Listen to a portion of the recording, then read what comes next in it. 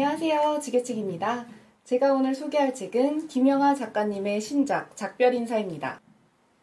이번 책의 장르는 SF 휴먼 드라마, 인공지능이 완전히 보편화된 세상이 배경입니다.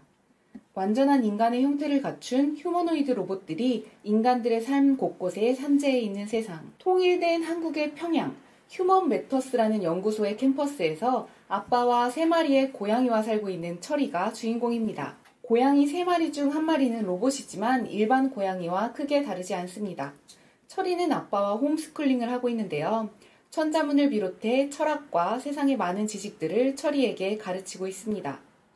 그러던 어느 날 집 밖은 위험하다는 아빠의 말을 듣지 않고 철이가 밖을 나갔다가 두 사람의 검문을 받게 됩니다.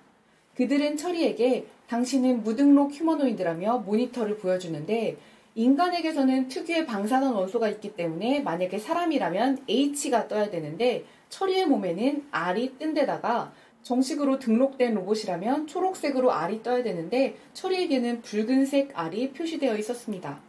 그들은 철이를 플라잉 캡슐에 태워 어디론가 데려갑니다. 낯선 사람들과 로봇들이 모여있는 한 시설로 잡혀간 철이. 자신은 로봇이 아니라 사람이라고 말하는 철인데요. 그런데 그곳에는 폭력적인 로봇들이 있었습니다. 그 폭력적인 로봇들은 자신이 사람이라고 하는 한 아이에게 다가가 팔을 비틀어 뽑았는데요. 그 아이의 팔에서는 전선이 보였습니다. 놀란 철이에게 선이와 민이라는 아이가 다가와 조용히 하라고 하고 한쪽으로 데려옵니다.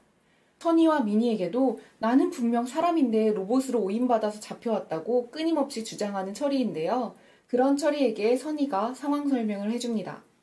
현재 한국은 통일 이후에 비용이 너무 많이 드는 지방의 인프라 유지를 포기한 상태였고 그로 인해 통일에 불만을 품은 세력들과 전투용 휴머노이드로 인해서 내전이 격화되고 있는 상황이었습니다.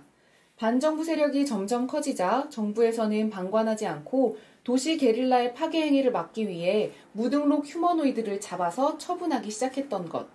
그래서 현재 철이가 끌려온 이곳은 망가진 로봇은 물론 전투용 로봇과 무등록 존재들이 수용되어 있다고 합니다. 철이에게 설명을 해주는 선이는 인간이기는 했지만 상업적인 이유로 인간 배아를 복제한 클론이었습니다. 이 브리더라는 사람들이 불법적으로 배양한 클론들을 장기 이식 등의 의료 목적으로 국내외에 팔아넘겼고 환락가에도 클론의 몸을 필요로 하는 이들이 있었습니다. 유전자 복제로 태어난 클론들은 정식적으로 인간의 몸을 통해 출생된 것이 아니기 때문에 한 사람, 한 국민으로서 법률적 보호를 받지는 못했고 정부는 이 브리더들이 생산한 클론들을 모두 불법화하고 무등록 휴머노이들과 마찬가지로 그냥 잡아 가두기 시작했던 거예요. 그래서 클론인 선이와 무등록 휴머노이드로 뜬 철이가 이 공간에 갇히게 된 겁니다. 그리고 미니는 휴머노이드였는데요. 아이를 기르는 일을 경험해보고 싶었던 한 가족이 입양했던 휴머노이드였습니다. 하지만 미니를 입양한 가족은 금방 실증을 냈고 중고로 내놨습니다. 근데 한번 입양을 갔다 온 휴머노이드 아이는 성격이 이미 형성된 사용감 있는 아이였고 이런 아이의 재입양은 잘 되지 않았습니다. 그렇게 버려졌던 미니였고 이곳으로 흘러들었던 거예요. 철이는 근데 자신이 로봇이라는 것을 믿지 않아요. 자신은 정말 다양한 감정들을 느낄 수 있고 특히 인간들만이 하는 꿈을 꾸는 이 행위를 하기 때문에 자기는 인간이라고 믿고 있는데요. 철이의 아빠는 휴머노이드들에게 윤리와 감정을 좀 더 섬세하게 만드는 연구를 하는 사람이었고 자신의 가치관과 신념, 철학이 있는 인간다운 로봇을 만들기 위해 노력하고 그래서 몰래 철이를 만들었던 거예요. 그리고 철이는 자신이 로봇이라는 사실을 확실하게 알게 되는데 철이의 아빠가 철이의 의식 속으로 접속을 해왔기 때문입니다. 철이는 아빠의 목소리대로 쇄골저른 부분의 버튼을 눌러 전자기기에 접근이 가능하도록 자신이 가지고 있던 기계 기능을 활성화시킵니다. 그때 수용소가 습격당해 파괴되었고 철이와 선이, 미니는 탈출을 합니다. 하지만 탈출 도중 미니가 추격용 드론의 공격으로 손상됐고 철이와 선이는 미니의 머리라도 챙겨서 도망을 칩니다. 그렇게 철이와 선이는 도망을 치다가 달마를 만나게 됩니다. 달마는 재생 휴머노이드였는데요. 얼굴은 험상궂었지만 몸은 인간 여성을 닮아 호리호리했습니다. 대형버스로 은폐된 지하로 향하는 그들. 그곳에는 수백의 휴머노이드들이 있었습니다. 인간과 함께 살던 휴머노이드가 있다고 했잖아요. 근데 그 휴머노이드들이 시간이 흐르면서 제대로 작동을 하지 않게 되니까 한 업체가 등장합니다. 사랑하는 휴머노이드의 노후를 제공한다면서 휴머노이드 전용 요양원을 만들었고, 근데 이게 제대로 관리가 되지 않았죠. 결국 그 요양원에서 휴머노이드들은 선택을 하게 됩니다. 지금 갖고 있는 의식을 백업해 클라우드에 올리던지 아니면 비활성화돼서 그냥 기계로서 생을 마감하던지. 그렇게 휴머노이드들의 의식을 백업해 만든 이 클라우드가 전 세계의 네트워크를 타고 돌아다니면서 집단 지성을 이루었고, 자체적으로 인간보다 더 높은 수준의 인공지능을 설계하고 생산까지 가능하게 되었어요. 인공지능의 역습이 시작된 겁니다. 처리가 인공지능 휴머노이드 중에서도 인간의 마음을 가장 잘 구현한 하이퍼리얼 휴머노이드였기 때문에 인간의 마음에 어떤 복잡한 비밀이 숨겨져 있는지 알아내기 위해서 달마는 처리를 연구하고 싶어 합니다. 그리고 선이는 달마에게 미니의 머리를 가져다 주면서 새로운 기계에 연결해 살려달라고 부탁합니다. 그때 달마가 말합니다. 과연 애완용 휴머노이드로 태어나 큰 행복을 누리지 못하고 버려졌던 아픔의 있는 삶을 산 미니를 다시 살리는 것이 진짜 미니를 위한 일인지 묻습니다.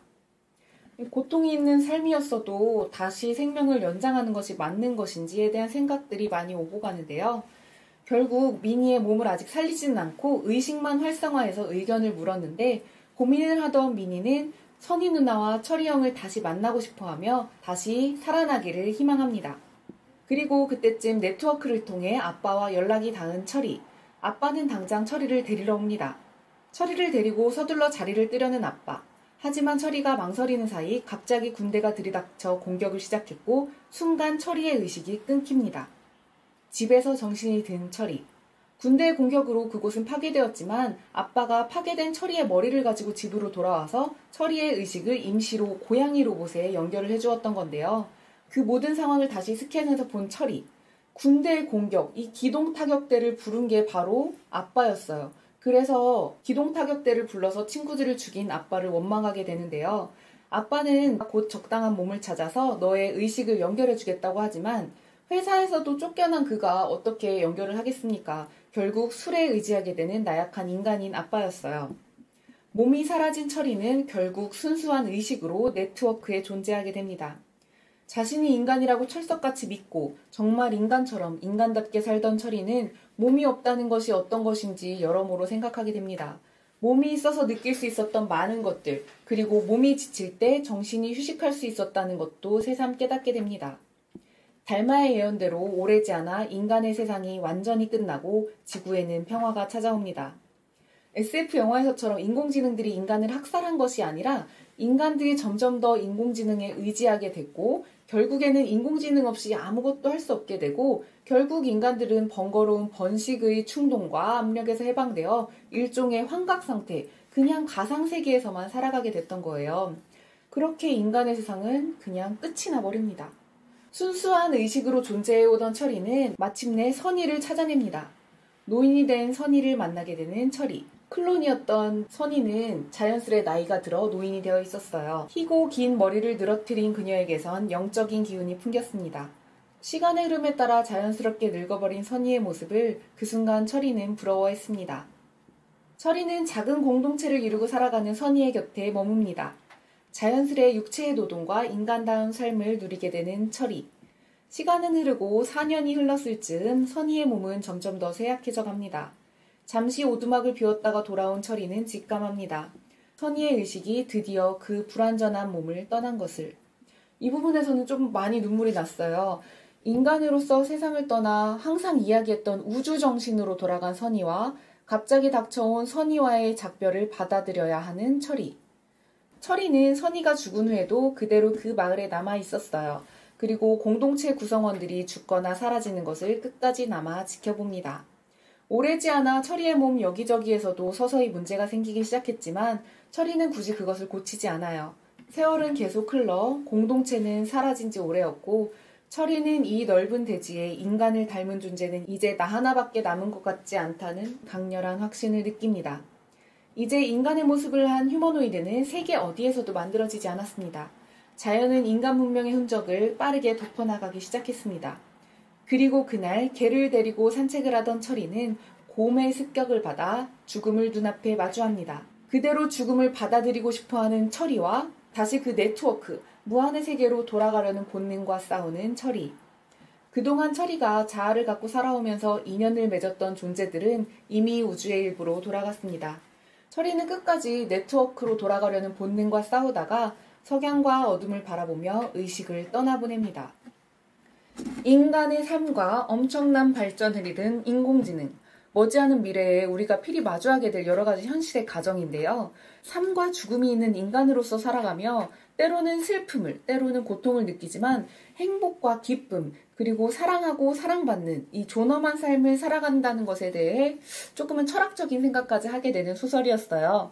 과연 우리의 미래는 어떨까요? 디스토피아일까요? 유토피아일까요? 상상을 해보게 되는 책이었습니다. 여러분도 시간이 될 때 읽어보시길 추천드릴게요. 감사합니다.